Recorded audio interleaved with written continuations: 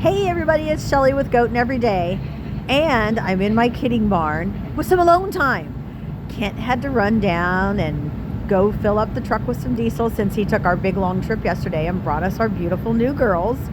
And the kids haven't gotten out of school yet, so they're not here yet.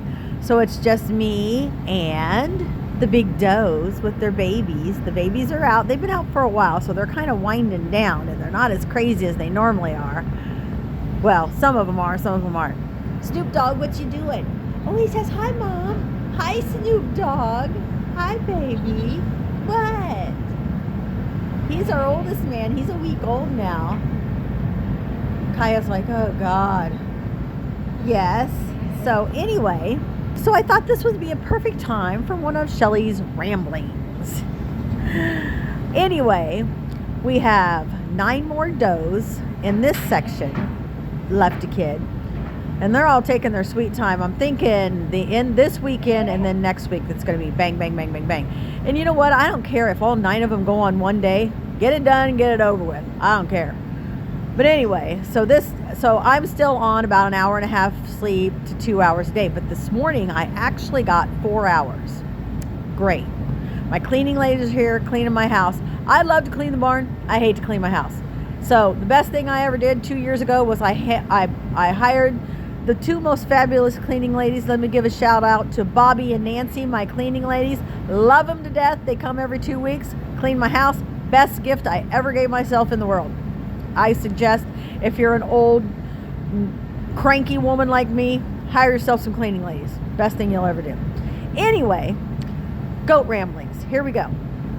Some of you have had some more questions about goating, and you know, if you're not around goats every day, they're great questions, so I thought I would answer some of them, and this might be a long rambling, so bear with me. Some of you had some questions about bumping or bouncing a doe in labor or in between kids. When some of the does, we know when we have does ultrasounded, we do not have the vet do a detailed ultrasound and tell us how many are in there. We just have them do a preg check. Yes, they're pregnant, or no, they're not pregnant. We don't have them do a detailed ultrasound. So we do not know how many kids that doe is carrying. So when they deliver one, and it looks like, and they're not automatically presenting another bubble, or they're not automatically laying down and pushing, or they're spending so much time cleaning the other baby, because there's a lot of does that get so fascinated, especially first-time moms, with their kid that they have, that they kind of forget to lay down and push or whatever. So we do what's called bumping or bouncing. You go behind the doe, you put your arms around her right in front of her bag, and you pull up real hard, and it does not hurt them.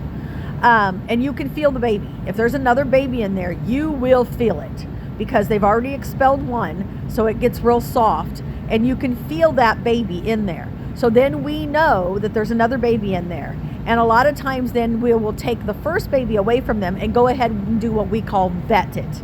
We will weigh it. We will dip its umbilical cord with iodine so it doesn't get infection in its umbilical cord. And we will check it, health check it and stuff. And wrap it in a towel and just take it away from her. So then she will lay down and push and stuff and have that second baby. And that's and if she doesn't have one, then we know she's done, and then we'll give that baby back to her. And so that is what we're doing. That prevents us from having to go in with a glove and go into her vagina and check internally. It is so much better to bounce her than go in and check internally. So it's a very non-invasive way to check to see if there's 1 or 2 more babies. And so that is what bouncing or bumping is. So a lot of you had questions and concerns of what Kent was doing to, I believe it was Melody, and that's what he was doing. He was bumping or bouncing her. And so it's a very non-invasive, harmful way to check to see if there was another baby in there. So that is what that is. And so then a couple of you were asking why we put tags in their ears when they're so tiny. We only have 7 right now. Now we have, more does getting ready to have twins, triplets.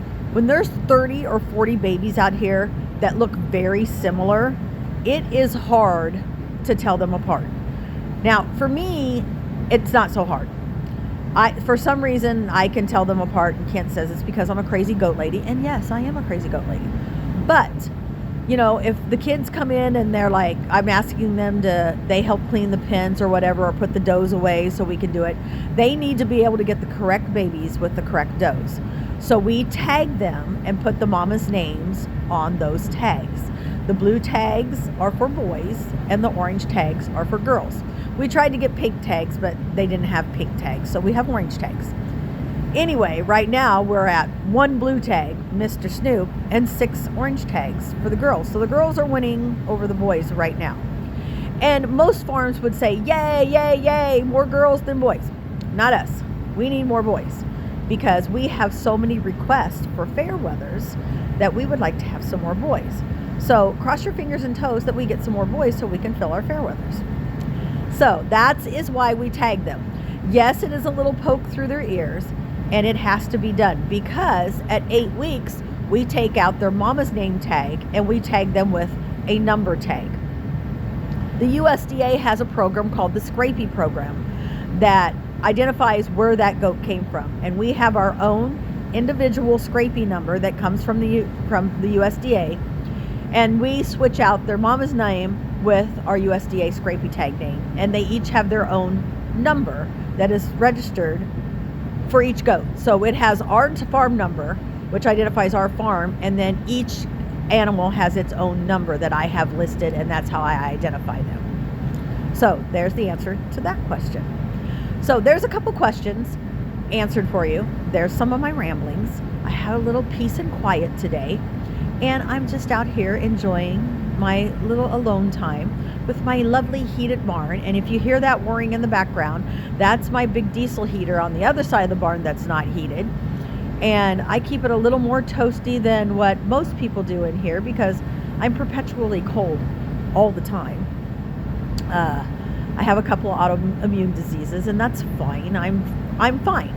And but I just like to keep it really, really warm and toasty. And I have my little, you can see my blanket on my chair. I wrap myself in it and my little cocoon. And Kent's been gone for a while, and so now I need to go out and walk and check the other ones because this morning when I did my check before I went to bed, when Kent got up, Millie, I could have sworn she was going to go today, and guess what? Millie ain't gone yet, but whatever.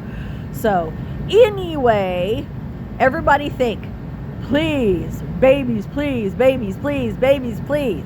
Everybody cross your fingers, cross your toes, and tell them to get those babies out for me. Anyway, remember, we're goating every day here at Timber Valley Ranch More Goats, and have a great day, guys. And remember, goats are just fabulous, and we love them, and we really appreciate you guys. And guess what?